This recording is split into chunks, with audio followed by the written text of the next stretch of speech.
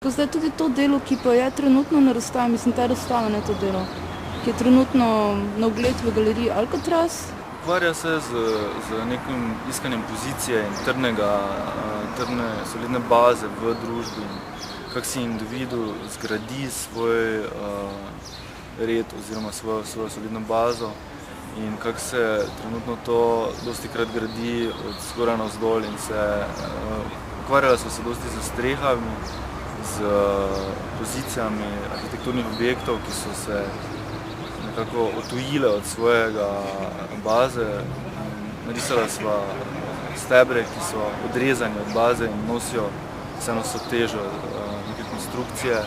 V bistvu se bolj specifično orientira na neke bolj individualne konstrukte. Če se je prej šlo za nekak pogled na družbo v celoti, se je šlo zdaj za bolj to relacijo arhitektura-posameznik in ta odnos vrednot v družbi, ki se skozi čas spreminja. Recimo ognjišče ali pa baza, kaj je baza, kaj je streha, kaj je zaščita. S tem delom sva intervenirala znotraj galerije čisto direktno in sva zgradila steno v obstoječi galerije. Več ni, ne? Ja, v bistvu kamin je predstavljala neko središče doma, središče družine in neko središče vrednot znotraj te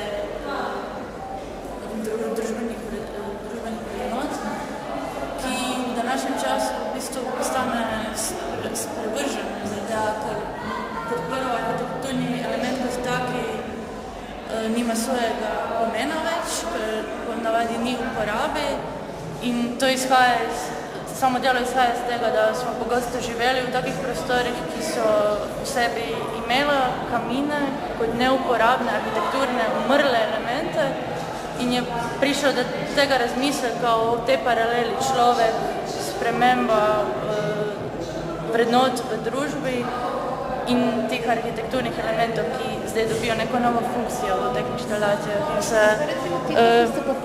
Ja, kamin je, kot vidiš, v bistvu zamaknen, ki v bistvu v prvem pogledu nakaže na nek premik, na neko nemira, spremembo, neki trdnosti, ki naj bi bila kot arhitekturni formi.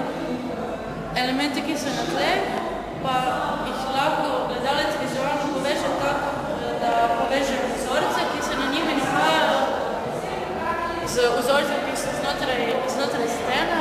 V bistvu te dve lupine, ki so pred kamenom v steni, prikazujejo lupino, ki se iz svoje lupine oziroma svojega kalupa nekako izkočila v prostor.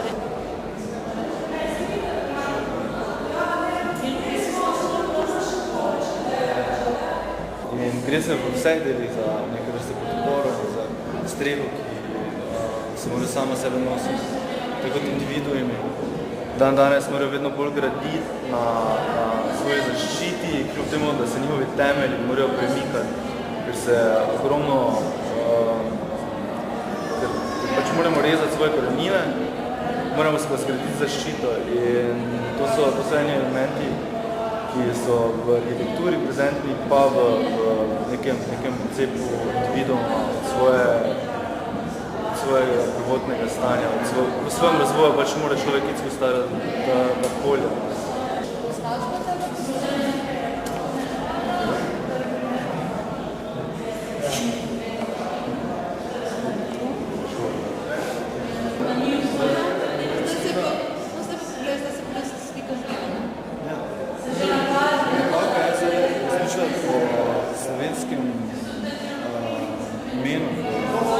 Dobesednem pomenu, zaradi tega, ker je napalčen. Zorni kot pomeni po eni strani, kot z katerega vidimo, pomeni pa tudi neki aspekt, z katerega si predstavljamo stvari, z katerega v bistvu